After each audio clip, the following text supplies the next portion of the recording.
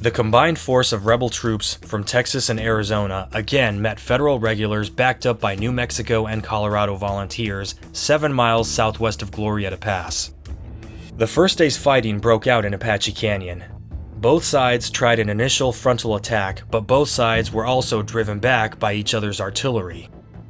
Major Charles Pyron of the 2nd Texas Mounted Rifles fell back with his 300 Texas and Arizona men 1.5 miles deeper into the canyon and set up a defensive line. However, Major John Chivington, commanding New Mexico and Colorado volunteers, split his force in two and flanked the rebels, driving the 5th and 7th Texas Mounted Rifles from Apache Canyon. However, the 2nd Texas stubbornly held their ground. That was when the Pikes Peakers, mounted on horseback, made an unbelievable downhill cavalry charge that crashed into the Texans with a hell-bent fury and total disregard for personal safety. One Texas soldier remembered, "They were regular demons in the shape of Pikes Peakers. On they came, but nothing like lead and iron seemed to stop them, for we were pouring it into them from every side like hail in a storm. How some of these men who charged us ever escaped death will ever be a wonder to me." With the Colorado men's cavalry charge backed up by a push from the regulars and the New Mexico volunteers, the last Confederate resistance crumbled and fell back.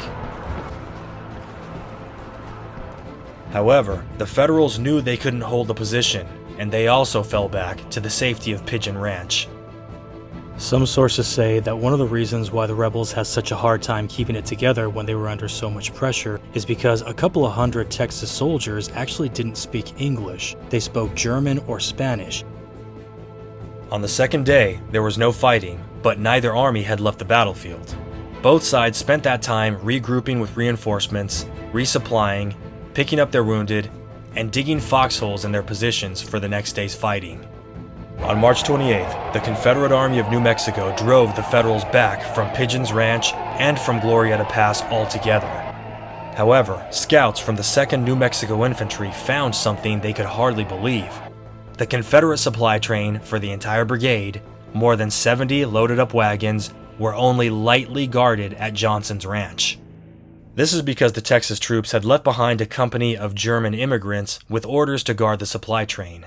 However, the general consensus among the German Confederates was that they did not sign up to guard mules and wagons, and so they headed off toward the sound of the cannons to win their share in the glory. Meanwhile, Colonel Manuel Chavez sent a dispatch to Major Chivington, who still had charge of the Colorado volunteers, informing him of the new intel.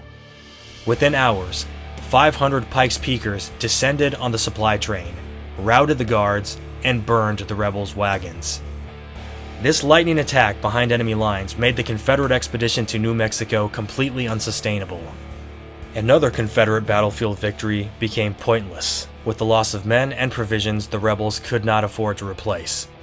Sibley and his officers knew they'd have to go back to Texas or starve, so the brigade fell back to Santa Fe. When the rebels retreated from Glorieta Pass, they hadn't evacuated all of their wounded, and many of their casualties were bleeding to death on the desert sand or freezing to death in the cold high desert night. When the Confederates hobbled back into Santa Fe from their Pyrrhic victory at the pass, Louisa Canby was horrified. She sprang into action, mobilizing dozens of Anglo and Mexican women of Santa Fe for a mission of mercy. Many of these women were army wives, but all of them were bearing the burden of an enemy occupation.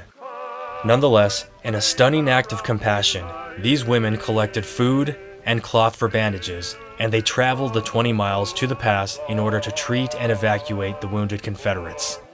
For her leadership role in this act of mercy, Confederate veterans of the New Mexico campaign remembered Louisa Canby as the Angel of Glorieta Pass. After they had picked Santa Fe clean, the Confederates retreated to Albuquerque. On April